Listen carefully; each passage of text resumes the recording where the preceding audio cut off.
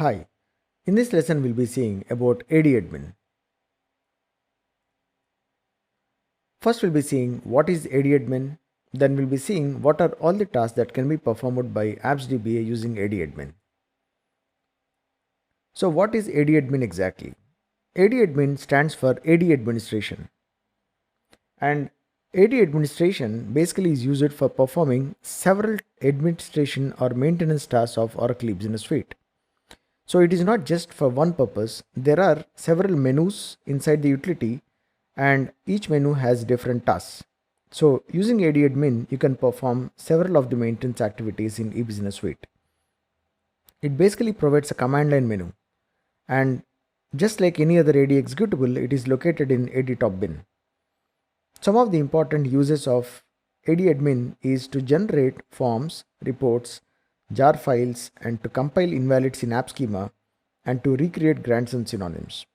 You know already that, for example, apps user has different grants and synonyms, and all these grants and synonyms, sometimes if any of them are missing, you might find issues in the front end. To resolve them, you can simply run this task, for example, to recreate grants and synonyms. Similarly, there are several other tasks which you can perform using AD admin. So this is how the menu looks like when you enter AD admin. So when you first run AD admin command in the command line, it will basically ask you for few prompts which include the system password, apps password, etc. And once you answer all the prompts, you can see this menu. This basically has four menus and an exit option to exit the utility. Some of the very important options that are there is in the generate applications files menu. As the name suggests, generate, this menu is basically used to generate all the files such as message files, form files, report files, and prod jar files.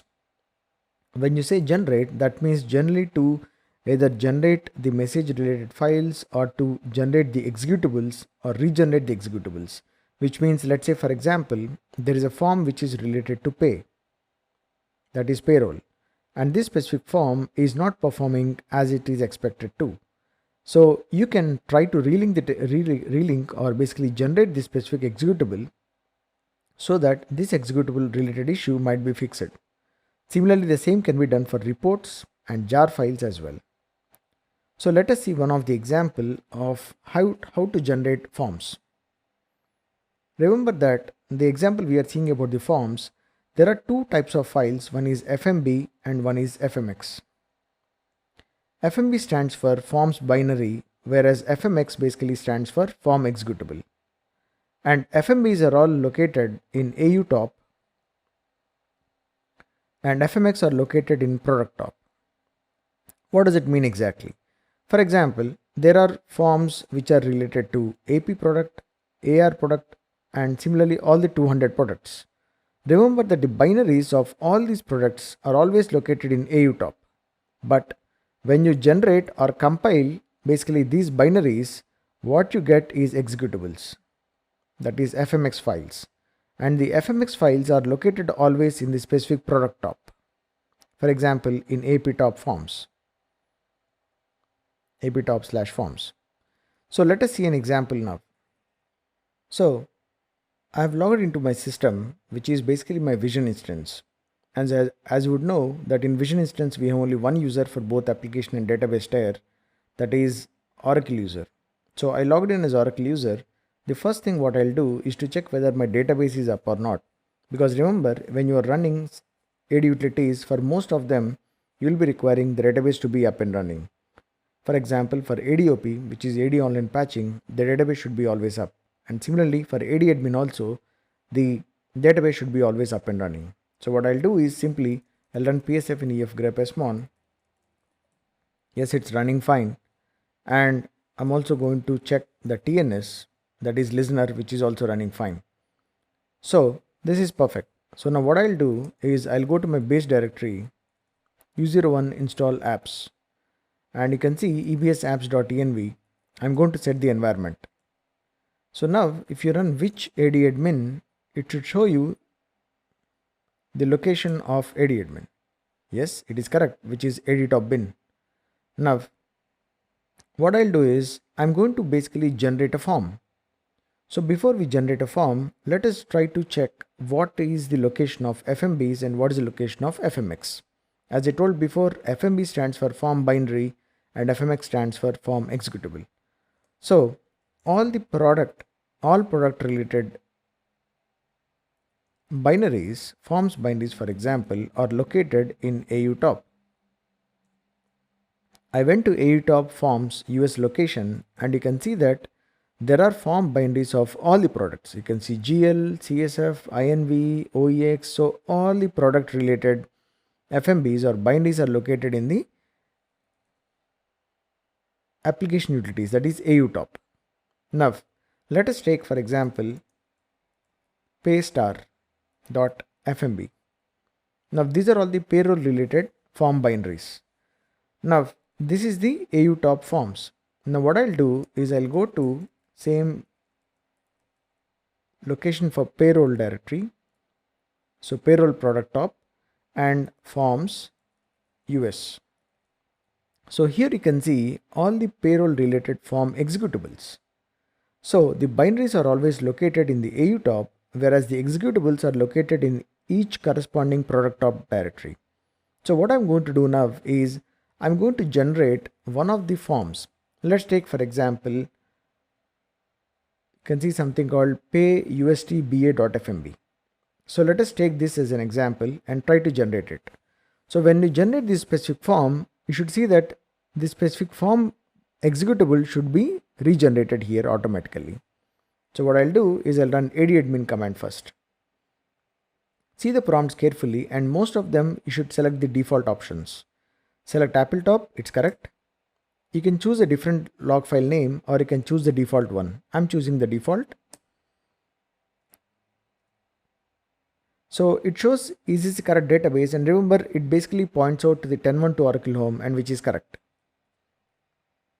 And make sure that you provide the right system password, then followed by the apps password. Once you answer all the prompts correctly, you should be able to see the menu. This admin main menu basically has 4 menus followed by the exit option.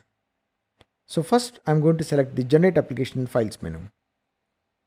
As we discussed it, there are different options to generate files. I'm going to select generate form files. And it shows number of workers. Remember that workers are nothing but the physical processes that are created to run the background jobs. Let's say for example, I want to regenerate 100 forms. So what happens is it will create all these specific tasks to generate forms as jobs in the background. And all these jobs are run or performed by these workers, which are the OS process. So this concept is basically called as parallel processing. In the next lessons, we'll see what is parallel processing, what is the main purpose of workers, and what is a manager, and all these concepts. Now, you can basically give up to 999 workers, and remember that purely depends on your CPU capability. Right now, it is showing as 4. I'm going to select only 4. So it is saying basically, is this correct data set? Say yes. I want to generate PL SQL library files also. Yes. Menu files, executables. Now it is asking us what is the product, or do you want to generate forms of all the products? I will say for example pay. And it is asking in payroll there are obviously several forms, but do you want to generate a specific form or all the forms? So what I'll do is I'll say yes, because I want to generate only specific form. Now it says the languages, I'll say yes, and correct set of languages, yes. And it is saying basically the list of libraries, I'll say yes. Now it shows basically all the payroll related forms. So let's take any of the form. Let's say for example pay USB ts.fmx. Enter. So now what will happen is it will first regenerate the PL SQL libraries or run the PL SQL libraries, and then if you see it is basically running one job to basically regenerate only one form. Now the activity is done, and see these two tables carefully, FND install process and ADD for jobs. We'll discuss about these tables in the next coming lessons in parallel processing chapter. enter. So now that is the task is done. So I'll exit the menu. Now go back and let us have a look at the specific name, pay USB ts.fmx. Now see the path here, you're already in PayTop. And if you observe the timestamp carefully, you can see that the timestamp is updated for only this specific form, which means what it did basically now is using the form binary which is located in AUTOP, it basically regenerated it compiled it and it created the FMX, which is the form executable. So this is one of the purpose of using ADadmin. So similarly in ADadmin, we have basically seen a lot of other options as well. For example, in the first menu, generate application files, we can generate similarly the message files, report files and jar files as well. So now let us get back to the lesson again. And now we have seen one of the examples of using ADadmin for generating the files. So now what are the other options? So in maintain application files menu, which is the next menu, there is one important one called relink application programs. For example, there is one executable which we have seen in pay. There are a lot of binaries which are there, and these binaries which are there in I'm not talking about forms actually, I'm talking about executables which are there in bin directories generally. So now if one of the executable is not working properly, then actually you can relink that executable so that it starts performing fine. And remember, using this you cannot basically compile or basically relink the application programs related to AD, because as you can understand, AD is basically applications DBA and ADadmin itself is an AD utility. So obviously AD admin cannot be used to relink AD related executables, but all other product related executables, yes, you can generate. For example, now I'll go to, I'm already in PayTop, and here in PayTop, if you go to bin, you can see some executables. For example, pyload. So this is one of the executables. And if let's say, for example, the related functionality is not working properly in the front end, what you can do is using this relink application programs option, you can basically relink this specific executable. Now let's go to ADadmin, select all the options, give the system password, apps password. Now go to maintain applications, you can see relink application programs. If you select relink application programs, it will say, do you want to relink? Yes. env file is okay. And it will say again, all the products are only specific product. I'll say pay. Do you want to relink specific product? Yes. Now it will show you, for example, all the products, all the executables that are there in the payroll. So I can select one specific executable and it will relink basically one specific executable. Now, in the next menu, that is compile reload application database entities menu, one of the most frequently used option is compile app schema. And compile app schema basically compiles all the invalids in app schema. If you're a DBA, you know the importance of compiling the invalids. So several times there might be objects which are invalid in app schema, and to compile them, you can basically use utlrp in the database side, but Oracle recommends to use compile app schema to compile the invalids in the app schema. And the last option is maintain application database entities menu. And in this one, there is something called validate app schema. The validate app schema basically it finds out that if all the required grants and synonyms, etc., is the overall skeleton of the app schema is properly configured or not, or is there anything missing within the app schema, it will check and it will give us a report. And then there is something called recreate grants and synonyms. You know that apps basically has synonym to all the Apple's related objects, and also apps has several grants basically to different objects. And these grants and synonyms, if they are missing due to any reason, then it is highly possible that your application might not work in the same way as it has to be. In this case, you have to run this option to recreate all the required grants and synonyms for the apps user. So these are all the options which are frequently used in ADadmin. Now remember that The AD admin options might not be used by you in day-to-day activities. Several times, when you're applying patches, it might be mentioned as part of the patching. Before or after patching, you might need to carry out some AD admin activities sometimes.